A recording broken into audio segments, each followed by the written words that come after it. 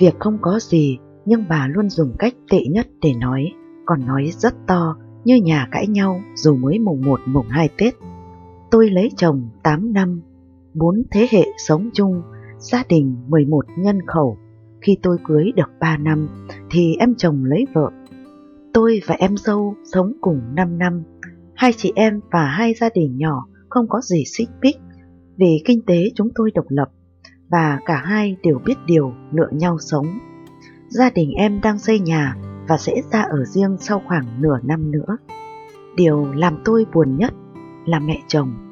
Trước giờ tôi về làm dâu, chưa bao giờ nề hà việc gì trong nhà. Thời gian rảnh cũng ra vườn cuốc đất trồng rau, ra đồng giúp bà làm cỏ lúa, cấy hái, vì nhà vẫn cấy ít để lấy lúa ăn. Nếu không đi cấy được, tôi sẽ thuê người cấy cho bà. Nhà có giỗ chạp, tôi có thể xin nghỉ, hoặc nếu có việc không nghỉ được, tôi sẽ dậy sớm nấu cho bà chỉ việc sắp mâm thắp hương. Con cái còn nhỏ, tôi luôn tự nhủ rằng bà giúp được là tốt, còn con là của mình nên việc gì làm được tôi tự làm. Thương bà vất vả, vì ông ngoài đón cháu đi học về thì không giúp bà gì nữa. Con tôi từ bé đến giờ, số lần bà tắm cho chỉ đếm trên đầu ngón tay. Nói để mọi người hiểu rằng, tuy ở chung dù là lúc con còn bé, nhưng tôi cũng không phụ thuộc vào bà quá nhiều. Trong suy nghĩ của tôi, con mình thì mình chịu trách nhiệm, chứ không ai có nghĩa vụ phải giúp mình. Về kinh tế, khi em chồng chưa lấy vợ, vợ chồng tôi đều gửi tiền chi phí sinh hoạt cho bà. Khi em dâu về bà không cầm nữa, hai chị em dâu tự mua thức ăn trong nhà, đóng tiền điện, ông bà lo tiền ma chay hiếu hỉ. Buổi sáng tôi nấu ăn cho cả nhà, cho con ăn uống, phơi quần áo, cho cụ uống thuốc, đưa con đi học. Bát đũa có hôm sáng tôi kịp rửa, có hôm không.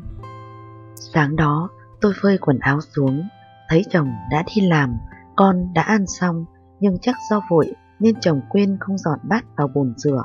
Tôi thì chưa kịp dọn. Bà vào nói, ăn xong thì rửa đi, tao không phải ô xin của nhà mày. Bà nói câu đó, thật sự tôi thấy tổn thương. Việc tôi làm cho mọi người, bà coi đó là chuyện đương nhiên. Còn bà rửa giúp tôi vài cái bát thì thành ô xin.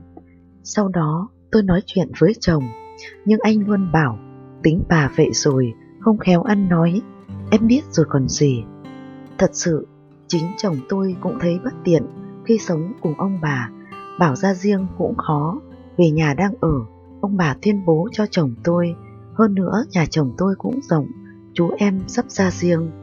Giờ tôi ra thuê trọ, chắc cả làng cười cho, lại nghĩ ông bà sống thế nào mà nhà rộng như thế, có hai đứa con ra riêng hết, rồi lại phải thuê trọ. Tôi vẫn muốn thuê trọ ở riêng, còn chồng lại sợ ông bà mang tiếng với hàng xóm. 2 năm đầu về làm dâu, tôi rất stress về cách ăn nói của mẹ chồng. Dù bà không để bụng, nhưng nói gì là cứ như đấm vào tai. Sáng nào có việc gì mà tôi chưa kịp dậy, bà lên mở phòng nói, giờ này còn chưa dậy, định ngủ đến bao giờ? Thay vì nói thế, sao bà không gọi, dậy nấu cho mẹ cái này cái kia? Vậy có phải hay hơn không? Như thế tôi cũng vui vẻ dậy. Tôi không phải người lười biếng gì, nhưng có lúc cũng không vừa lòng bà. Tôi vừa mua cho con bộ quần áo mới, bà thấy không đẹp và bảo như ăn mày. Mặt cháu bị mấy nốt muỗi đốt, bà bảo lem nhem như chó. Bà toàn nói những câu sốc, nhiều lúc nghe tổn thương. Không riêng gì tôi, em dâu và mọi người xung quanh, ngay cả bố chồng tôi và anh em hàng xóm cũng khó chịu với kiểu nói của bà. Việc không có gì, nhưng bà luôn dùng cách tệ nhất để nói, còn nói rất to, như nhà cãi nhau, dù mới mùng 1 mùng 2 Tết. Chồng bảo tôi cứ coi như không nghe thấy cho tâm đỡ phiền. Dù hạn chế tối đa tiếp xúc, nhưng nhiều khi vẫn tổn thương. Đây là câu chuyện của tác giả Thu Dung. Các bạn có suy nghĩ gì hoặc có cách nào cải thiện, hãy để lại ý kiến của mình dưới phần bình luận nhé. Xin chào và chân thành cảm ơn các bạn.